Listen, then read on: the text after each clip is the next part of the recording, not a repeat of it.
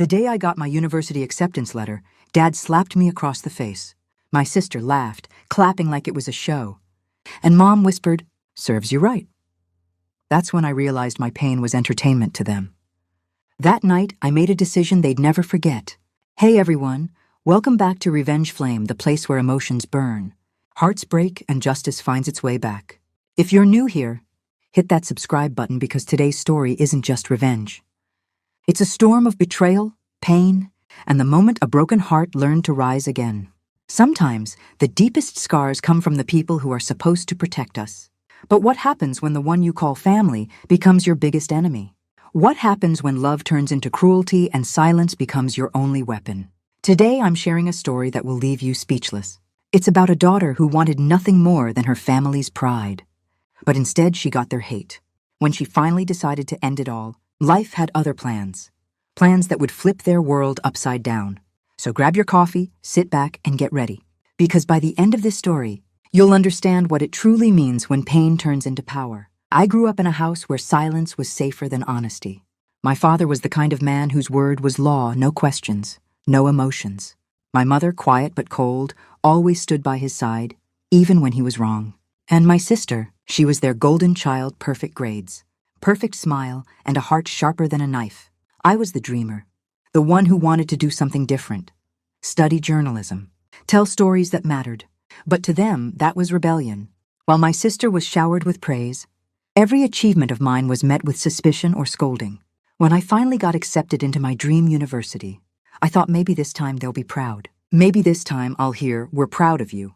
But instead, what I got that day would shatter everything I believed about family.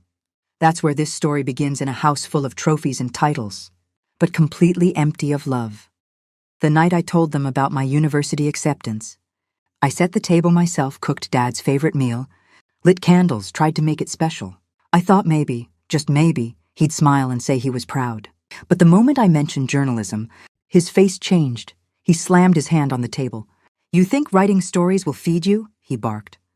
My sister snickered, whispering something that made Mom smirk. I felt my throat tighten, but I kept talking, trying to explain, to make them understand. That's when Dad stood up and slapped me so hard the room spun. The sound echoed, and before I could even breathe, my sister started clapping, laughing like it was a scene from a drama. Mom didn't even move. She just muttered, "Serves you right for dreaming above your place." The food went cold, the candles burned out, and I sat there tasting blood, holding back tears, realizing that in this house, love came with conditions, and I had just broken them all. I locked myself in my room that night, shaking from anger and humiliation. My cheeks still burned where his hand landed. But what hurt more were their words, the laughter, the mockery.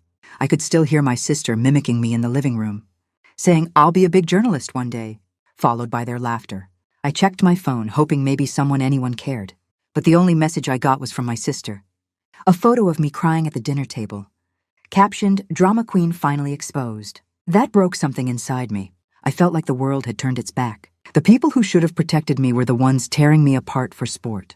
I wanted to scream, to run away, to disappear, but instead, I sat there staring at the mirror, asking myself what I'd done wrong. The pain twisted into something darker, a quiet promise that one day, they'd know exactly what it feels like to be humiliated, ignored, and broken.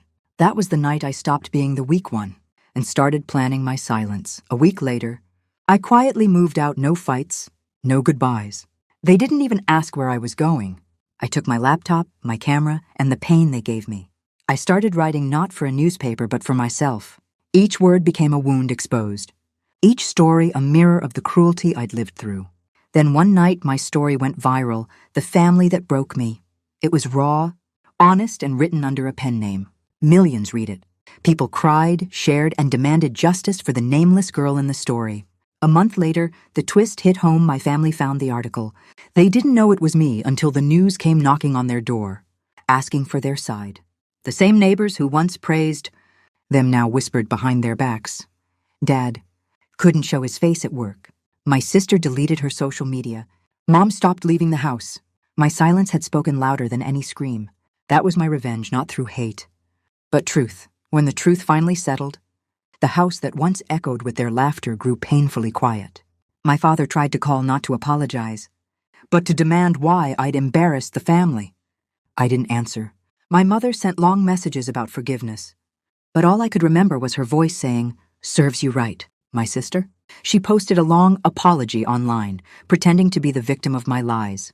But the internet doesn't forget people saw through it. And for the first time, she tasted what humiliation really felt like. I wasn't seeking fame or pity. I just wanted them to feel the weight of their cruelty, and they did.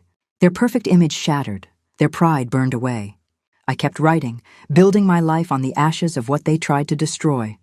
And every story I shared helped someone else escape the same kind of pain. I didn't need revenge anymore. I had peace and they had silence. Looking back now, I sometimes wonder if I went too far, if exposing them was really the right thing to do. But then I remember that night, sitting alone in my room, feeling like my voice didn't matter. If I had stayed silent, I would have disappeared inside my own pain. Sometimes standing up for yourself isn't loud or dramatic. Sometimes it's quiet, it's choosing to walk away. Choosing to tell your truth, even when no one believes you. My story wasn't about revenge anymore. It became about freedom from guilt, from fear, from the people who made me feel small. I learned that family isn't always blood. It's the people who see your worth when others try to destroy it. And forgiveness? It doesn't mean letting them back in. It means letting yourself move on without the weight of their cruelty. So if you're watching this and you've been broken by the people who should have loved you, don't let that be your ending. Turn your pain into power. What would you have done if your own family turned your dreams into a joke? Would you forgive? Or finally let the truth set you free? Tell me in the comments below. I read every one of them. If this story hit your heart, don't forget to like, share, and subscribe to Revenge Flame, where real emotions spark real stories.